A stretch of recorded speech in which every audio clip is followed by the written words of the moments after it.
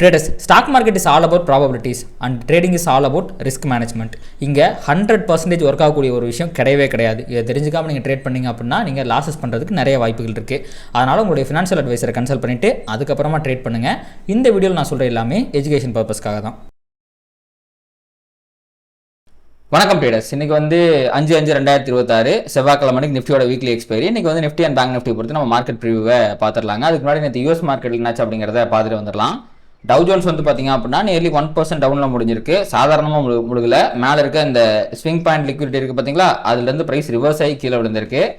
S&P பார்த்தீங்கன்னா again அதுவுமே ஒரு 0.4% டவுன் ஆயிருக்கு. நாஸ்டாக் பார்த்தீங்கன்னா 0.19% டவுனில் முடிஞ்சிருக்குங்க. 3 இண்டெக்ஸுமே டவுனில் தான் முடிஞ்சிருக்கு. அப்படிங்கிறத மாற்றுக்கிறதே கிடையாது. அப்படி இருந்தாலுமே டெக் செக்டர் இன்னுமே பயங்கர ஸ்ட்ராங்காக தான் இருக்குது. ஏன்னா முன்னாடியே சொன்ன மாதிரி ஆல் டைம் ஹைல் இருக்குது, ஏர்னிங்ஸால மேலே போயிருக்கு. அப்படிங்கிறதுனால இதை தாண்டுற வரைக்கும் எப்போ வேணாலுமே ஏதாவது இப்போ ஷார்ட் டேர்மில் ஏதாவது பீரிஷான நியூஸ் டெக்னிக்கலாக மார்க்கெட் ஃபால் ஆனாலும் ஃபர்தராக மேலே போகிறதுக்கு தான் அதிகப்படியான வாய்ப்புகள் அப்படிங்கிறது இருக்குங்க. அதனால் மார்க்கெட் கீழே விழுந்திருக்கு அவ்வளோதானே ஒழிய ஃபர்தராக கீழே விழுறதுக்கான சைனை இன்னும் S&P 500 நாஸ்டாக்கும் கொடுக்கவில்லை ரிசல்ட்டின் காரணமாக. ஆனால் டவ் ஜோன்ஸ் மட்டும் அதை ஆல்ரெடி கொடுத்துருச்சு. ஏன்னா இதில் ரிசல்ட்ஸ் எல்லாம் ஃபார் எக்ஸாம்பிள் நாஸ்டாக்ல டெக்ஸ்டாக்ஸில் ரிசல்ட் அளவுக்கு அவ்வளோ சிறப்பாக இல்லை அப்படிங்கிறதான் ஒரு முக்கியமான காரணங்க. சரி, இந்த ஃபாலுக்கு முக்கியமான காரணம் என்ன அப்படின்னு சொல்லி பார்த்தீங்க அப்படின்னா அகைன் ஜியோ பொலிட்டிக்கல் டென்ஷன் தான். நேற்றே பார்த்தீங்கன்னா அமெரிக்காவுடைய ஒரு வார்ஷிப்பை ஈரான் சுட்டுருச்சு, பாம்பு பண்ணிட்டாங்க அப்படிங்கிற மாதிரி ஒரு நியூஸ் நேற்று மார்க்கெட் விழுந்ததுக்கு காரணம் அதுதான். க்ரூட் ஆயிலோட ப்ரைஸஸ் ஏறிச்சு, அது அப்படியே மார்க்கெட்டில் ரிப்பிள் எஃபெக்டை கிரியேட் பண்ணி மார்க்கெட்டை சரிச்சு விட்டுருச்சு. ஆனால் யூஎஸ் அப்படிலாம் கிடையாது, அப்படிலாம் யாரும் எங்களை அடிக்கவே இல்லை, அடித்தா நாங்கள் சும்மா ஓட்டுருவோம், அப்படிலாம் எதுவும் நடக்கலை அப்படிங்கிற மாதிரி மறுப்பு தெரிவிச்சிருந்தாங்க. ஆனால் அடுத்து கேள்விப்பட்ட செய்தி என்னன்னா, இப்போது யூஎஸுக்கும் ஈரானுக்கும் சீஸ்ஃபயர் இருக்குது இல்லைங்களா. அவங்க சவுத் கொரியாவோட ஒரு ஷிப்பை அடிச்சிட்டாங்க அப்படிங்கிற மாதிரி ஒரு செய்தி கேள்விப்படுறோம் நம்ம. அதை தாண்டி யுஏஇல நிறைய இடங்கள்ல ஈரான் ஃபயர் பண்ணியிருக்கிறாங்க. இதில் ஒரு 4 இந்தியர்கள் வேற கொஞ்சம் பாதிக்கப்பட்டிருக்கிறாங்க, ஊண்டாயிடுச்சு. அவங்க எதுவும் பெரிய உயிரிழப்புலாம் ஏற்படல, பட் சிறு காயங்கள் ஏற்பட்டிருக்கு அப்படிங்கிற மாதிரி நமக்கு தகவல்கள் கிடைக்குது. சீஸ்ஃபயர் இருக்கும்போது ஈரான் எப்படி இப்படி பண்ணலாம் அப்படிங்கிற மாதிரி ஒரு கேள்வி வருது. இதனால அமெரிக்கா அதுக்கு ரிட்டலைட் பண்றதுக்கு வாய்ப்புகள் இருக்கு. அதனால இந்த வார் அகைன் கொஞ்சம் ப்ரொலாங் ஆகிறதுக்கு வாய்ப்புகள் இருக்கு அப்படின்னு ஒரு பேனிக்ல தான் நேற்று யூஎஸ் மார்க்கெட் பார்த்தீங்க அப்படின்னா கீழே விழுந்திருக்கு. இது யூஎஸ் மார்க்கெட்டுக்கு மட்டும் பெரிய பிரச்சனை ஏற்படுத்தலை, யூரோப்பியன் மார்க்கெட்டுக்கும் பிரச்சனை தான். ஸோ ஓவராலாக குளோபல் மார்க்கெட் எல்லாத்துக்குமே பார்த்தீங்கன்னா கீழே கொண்டு போயிருக்கு. க்ரூட் ஆயிலோட ப்ரைஸஸ்மே பார்த்தீங்கன்னா நேற்று ஃபுல் டே பார்த்தீங்கன்னா மேலே தான் ஏறி இருக்கு. கிட்டத்தட்ட ஒரு 7.25% வரைக்கும் ஏறிட்டு ஒரு 5.25% அளவில் முடிஞ்சிருக்கு. இப்போ 104 or 105 அப்படிங்கிற ரேஞ்சில் ட்ரேட் ஆகிட்டு இருக்கு. $100 மேலே இருக்க வரைக்கும் இந்தியாவுக்கு அது பாதிப்பு தான். அண்ட் அடுத்து பார்த்தீங்க அப்படின்னா யூஎஸ்டி ஐஎன்ஆருங்க. நேற்றே பார்த்தீங்கன்னா யூஎஸ்டி ஐஎன்ஆர் கொஞ்சம் ஆல் டைம் லோ பக்கமாக போயிருக்கு. இன்னைக்கு உங்களுக்கு அலர்ட்லாம் போட முடிஞ்சு அப்படின்னா யூஎஸ்டி ஐஎன்ஆரில் இந்த 95.3 அப்படிங்கிற லெவலில் ஒரு அலர்ட்டை போட்டு வச்சுக்கோங்க. நான் போட்டு வச்சுக்கிறேன். சப்போஸ் என்னை வாட்ஸ்அப் சேனலை ஃபாலோ பண்ணலன்னா என்னை ஃபாலோ பண்ணிக்கங்க, கீழே லிங்க் இருக்கும், அதில் நான் இதை பற்றி அப்டேட் பண்ணுறேன். இன்னைக்கு ஒரு கால் புது ஆல் டைம் லோ அடிச்சிருச்சு அப்படின்னா இது மார்க்கெட்டுக்கு மிகப்பெரிய ஒரு பியரி சென்டிமெண்ட்டை கொண்டு வரதுக்கு வாய்ப்பு இருக்குங்க. மணி டிப்ரிஷியேஷன் ஆல்வேஸ் ஸ்டாக் மார்க்கெட்டை கீழே தான் கொண்டு போகும், ஒரு பேசிக்கான லாஜிக் அது. இதையுமே நம்ம வாட்ச் பண்ணணும். க்ரூட் ப்ரைஸஸையும் நம்ம வாட்ச் பண்ணணும். இன்னைக்கு இன்ட்ராடேல இது ரெண்டுமே ப்ரைஸ் ஆக்ஷனில் தாக்கத்தை ஏற்படுத்துறதுக்கு வாய்ப்புகள் இருக்கு. அண்ட் இப்போ கரண்டாக வேர்ல்டு மார்க்கெட் ஃபியூச்சர்ஸை பொறுத்த வரைக்கும் நேற்றும் கீழே முடிஞ்சிருக்கு. வழக்கமாக ஒரு புல் மார்க்கெட்டில் யூஎஸ் ஃபியூச்சர்ஸ் என்ன பண்ணும் அப்படின்னா ஸ்பாட்டில் அங்கே பியரிஷாக முடிஞ்சுன்னா அடுத்த நாள் ஃபியூச்சர்ஸ் நல்லா பாசிட்டிவாக ட்ரேட் ஆகிட்டு இருக்கும். ஆனால் இங்கே அதுவும் கிடையாது. 3 இண்டெக்ஸுமே ஃப்ளாட்டாக ட்ரேட் ஆகிட்டு இருக்கு. யூரோப்பியன் ஃபியூச்சர்ஸ்லாம் பாருங்கள், டாக்ஸ் 0.5% டவுனு, ஃபிட்ஸே பாருங்கள் 0.8% டவுனு, ஃப்ரான்ஸ் மட்டும் தான் 0.3% அப்பில் இருக்குது. So most of the global மார்க்கெட்ஸுக்கு ஒரு டென்ஷன் இருக்குது, ஒரு பேனிக் இருக்குது அப்படிங்கிறத நம்ம இது மூலமாக தெரிஞ்சுக்கிறோம். அண்ட் ஆஸ்திரேலியா பாருங்கள் 0.8% டவுன். நிக்கி ஏதோ லீவ் ஆகிட்டு இருக்குதுங்க. நேற்று ஓப்பன் ஆகல, இன்னைக்கு ஓப்பன் ஆகல. நான் செக் பண்ணி ஈவினிங் வீடியோவில் அப்டேட் பண்ணுறேன். நிக்கி ஓப்பனில் இல்லை. தைவான் 0.96% டவுன் அப்படின்ட்டு ஓவராலாக எங்கே பார்த்தாலும் சிவப்பு கம்பளமாக தான் இருக்குது. ஒரு அலர்ட்டா, ஏன்னா மார்க்கெட்டுக்கு விரும்பாத விஷயம் போர் திருப்பி வர்றது தான். இந்த ப்ராஜெக்ட் ஃப்ரீடம்னு ஒன்று ட்ரம்ப் அனௌன்ஸ் பண்ணி நான் எல்லா ஷிப்ஸையும் சைட்டா வர்மூஸ் வழியாக கொண்டு வர போகிறேன் அப்படிங்கிற மாதிரி சொன்னார். அதில் ட்ரிகராகி தான் ஈரான் இப்படி பண்ணிக்கிட்டு இருக்காங்க.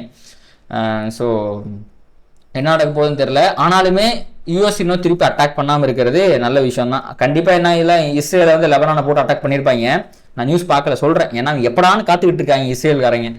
ஸோ தெரில, இந்த வார் இருந்தாலும் எனக்கு தெரிஞ்ச 2 நாடுகளுமே ஏன்னா உலகத்துக்கே பெரிய இது பிரச்சனையாக மாறிட்டு இருக்க சூழ்நிலை 2 நாடுகளுமே வார ஆரம்பிக்க விரும்ப மாட்டாங்க தான் நினைக்கிறேன். இருந்தாலும் ஈரான் ரிட்டாலியேட் பண்ணியிருக்கிறாங்க. இதுக்கு யூஎஸ் ரிட்டாலியேட் பண்ணிட்டா என்ன பண்ணுறது அப்படின்னு உலக மார்க்கெட்ஸ் எல்லாம் பயந்து கீழே இறங்கிட்டு இருக்குது. க்ரூட் ப்ரைஸஸ்லாம் ஏறிக்கிட்டு இருக்கு. இதுதான் இப்போதைக்கு இருக்கிற சினாரியோ. இதை தாண்டி வந்து பார்த்தீங்கன்னா இந்தியா ஸ்பெசிஃபிக்காக சில நியூஸ்லாம் இருக்குங்க, அதை பார்த்துருவோம். முதல்ல வந்து பார்த்தீங்க அப்படின்னா எல்பிஜி கன்சப்ஷன் அப்படிங்கிறது ஏப்ரல் மாதத்தில் கம்மியாக இருக்காமல் 16.2%. ஏன்னா ப்ரைஸ் ஹைக்கு அதுக்கு ஒரு மெயின் காரணங்க. இதனால் இண்டஸ்ட்ரியல் சிலிண்டரோட ப்ரைஸ் எல்லாமே ஏறிடுச்சு இல்லைங்களா. ஸோ அதுதான் இது வந்து பார்த்தீங்கன்னா மேனுஃபேக்சரிங் இண்டஸ்ட்ரியில் அப்படியே வந்து ரெஃப்ளெக்ட் ஆகிருக்கு. ஃபேக்ட்ரி க்ரோத் அப்படிங்கிறது வந்து பார்த்தீங்கன்னா மேனுஃபேக்சரிங் அந்த க்ரோத் அப்படிங்கிறது வந்து பார்த்தீங்கன்னா ஒரு 4 இயர் லோவில் இருக்காமல் இதுவுமே வந்து பார்த்தீங்கன்னா மார்க்கெட்டுக்கு ஒரு பியரிஷான விஷயம் தான். பட் இந்த டேட்டாக்கெலாம் மார்க்கெட் வந்து பெருசாக ரியாக்ட் பண்ணாதே.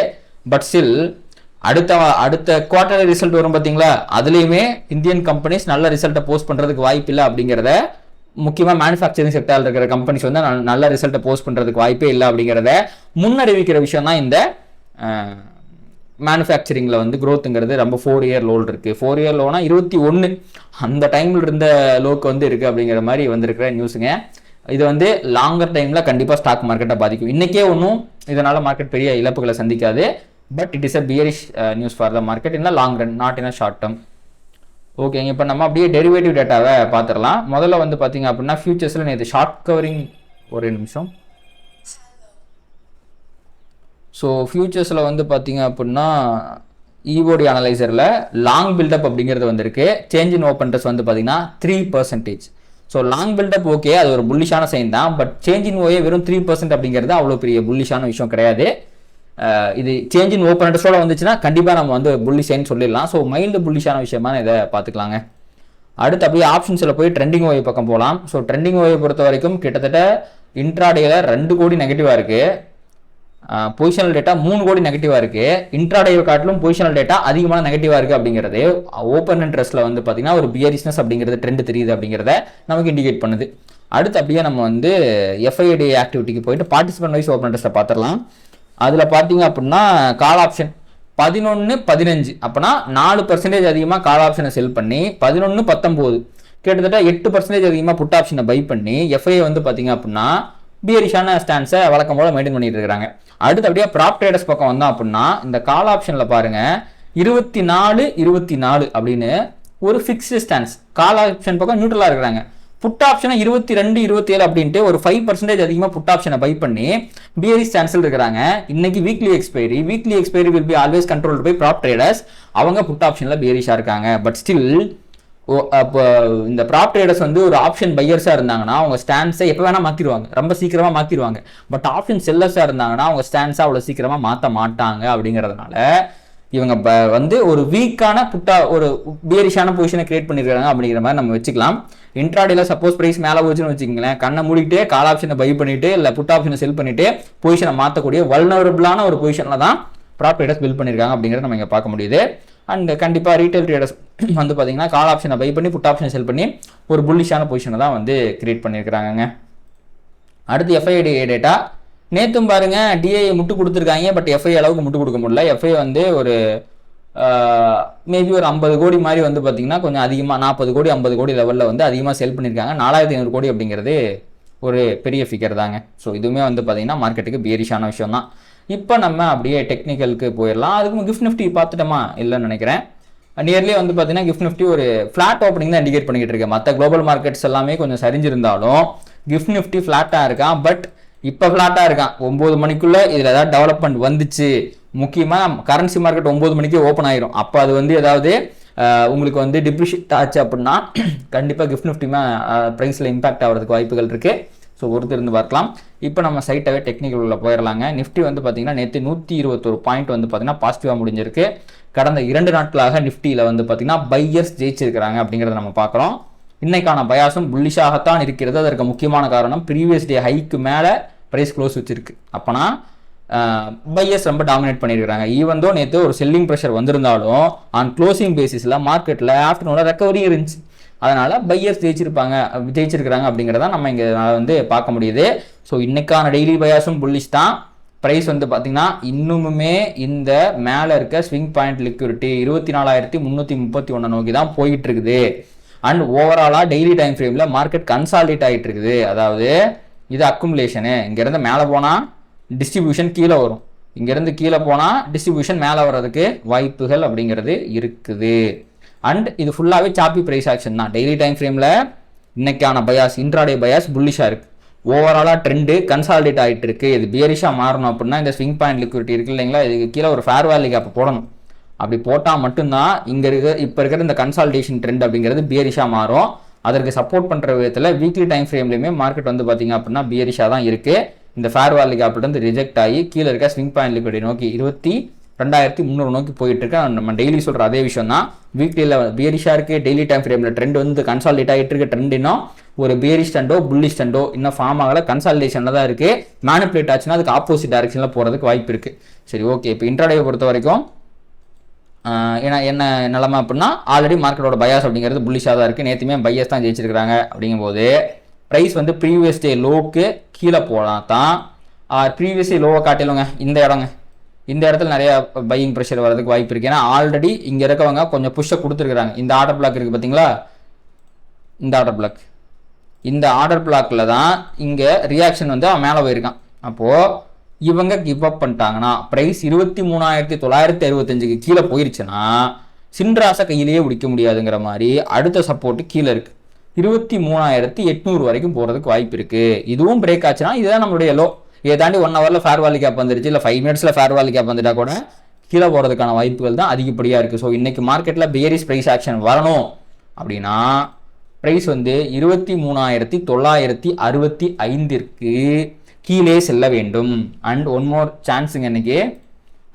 இங்கே பாருங்கள், நேற்று ப்ரைஸில் 15 மினிட்ஸ் டைம் ஃப்ரேமில் ஒரு ஃபேர் வேல்யூ கேப் வந்திருக்கு. இன்னைக்கு வேறு கிஃப்ட் நிஃப்டி ஒரு கேப் அப் ஓப்பனிங்கை கொடுத்துக்கிட்டு இருக்கு. இன்கேஸ் ப்ரைஸ் வந்து ஓப்பனிங்லேயே இந்த ஃபேர் வேல்யூ கேப்புக்குள்ளே ஓப்பன் ஆகி ரிவர்ஸ் ஆகி அதுக்கப்புறமா போய் இதை உடச்சிதுன்னு வச்சுக்கோங்களேன், இது ஒரு மிகப்பெரிய செல்லிங் ப்ரெஷராக க்ரியேட் ஆகிறதுக்கான வாய்ப்புகள் அதிகப்படியாக இருக்குங்க. ஸோ இன்றைக்கி வர்ற கேப் அப்பே இப்போது இதில் கூட பாருங்களேன், இப்போ என்ன ஆகிட்டு இருக்குன்னா இது அக்குமுலேஷன் கரெக்டுங்களா, 15 மினிட்ஸில் அக்குமுலேஷன், இது மேனிப்புலேஷன், இது டிஸ்ட்ரிபியூஷன். ஒரு ஸ்மாலர் டைம் ஃப்ரேமில் ஏஎம்டியை போட்டு மார்க்கெட் கீழே போகிறதுக்கான வாய்ப்புகள் கூட அதிகப்படியாக இருக்குங்க. நேற்றே நான் வந்து இங்கே வந்து ரிவர்ஸ் ஆகும்னு எதிர்பார்த்தேன். பட் பையர்ஸால் அவ்வளோ தூரம் மேலே புஷ் பண்ணி கொண்டு போக முடியல. இன்றைக்கி அது நடக்கிறதுக்கான வாய்ப்புகள் கொஞ்சம் பிரகாசமாக தான் தெரியுது. இது வந்து பேரிஷான ப்ரைஸ் ஆக்ஷன் இன்றைக்கி நடக்கிறதுக்கான விஷயத்த நான் சொன்னேன்.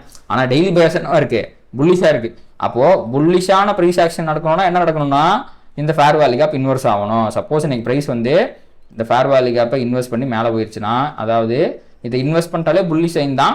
பட் 24,250 மேலே போச்சுன்னா ஈஸியாக previous day high and forward by 24,300 வரைக்கும் ப்ரைஸால் மேலேயும் போக முடியும் என்பதை நம்மளால் மறுக்க முடியாது. ஸோ பேரிஷான ப்ரைஸ் ஆக்ஷன் ஃபார்ம் ஆகணும்னா ஒன்று இந்த ஃபேர் வேல்யூ கேப்லேருந்து ப்ரைஸ் ரிஜெக்ட் ஆகணும். அப்படி ஆனாலும் ட்ரெண்டு மாறுறது அப்படிங்கிறது 964 பிரேக் பண்ணால் தான் மாறும். அப்படி இல்லைனா இந்த ஃபேர் வேல்யூ கேப், இது ஒரு பேரிஷ் ஃபேர் வேல்யூ கேப், இது இன்வெர்ஸ் ஆகி ப்ரைஸ் வந்து 24,250 தாண்டி மேலே போயிடுச்சுன்னா ஃபர்தராக மேலே போகிறதுக்கான வாய்ப்புகள் அப்படிங்கிறது தான் அதிகப்படியாக இருக்குங்க. இதுதான் நிஃப்டியோட நிலவரம்.